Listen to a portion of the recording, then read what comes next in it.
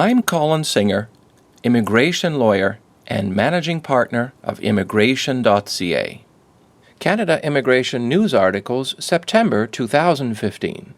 How Canada's three main parties aim to tackle immigration. With the upcoming Canadian general election less than a month away, the three main parties contesting the election, the Conservatives, the New Democrats, and the Liberals, have been attempting to win over voters with their proposal for Canada's often contentious refugee and immigration policies. Though much of the criticism of Canada's current immigration system has been aimed at the Conservative government, the message from the party to voters is to basically expect more of the same.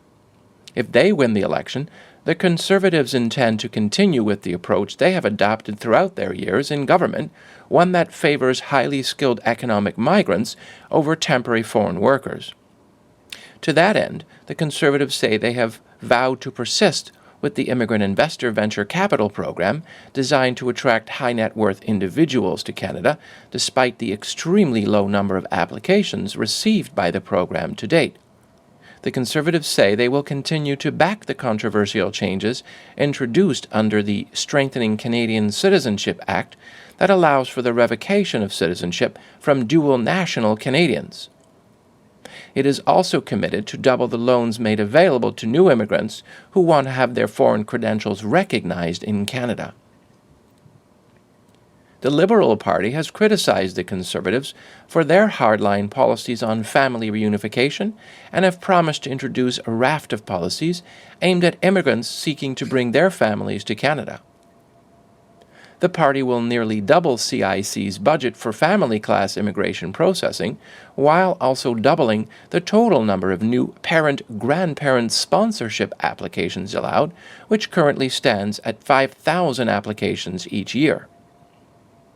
Express entry applicants who have Canadian siblings will be granted additional points, while the maximum age for dependents of immigrants will be raised to 22.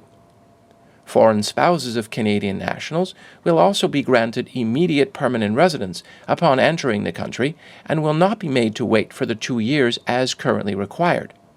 The Liberals also have vowed to repeal the Conservatives' two-tier citizenship law.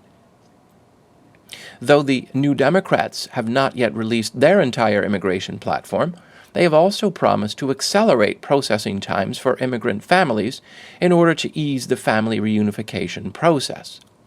The NDP have also committed to revamp the foreign credential assessment system, and they have pledged to offer temporary foreign workers a path to citizenship. In terms of refugee policy and Canada's response to the Syrian refugee crisis, the Conservatives have pledged to increase the number of immigration personnel allocated to process refugee applications, while also doing away with the requirement of a United Nations refugee confirmation document.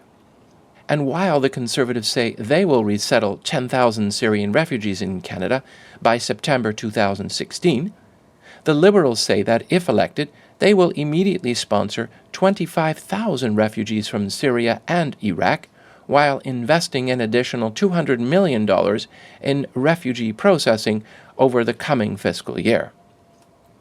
The NDP have similarly pledged to resettle 10,000 government-sponsored Syrian refugees by the end of the current year and sponsor an additional 9,000 Syrian refugees per year over the next 4 years. Source: TorontoSun.com.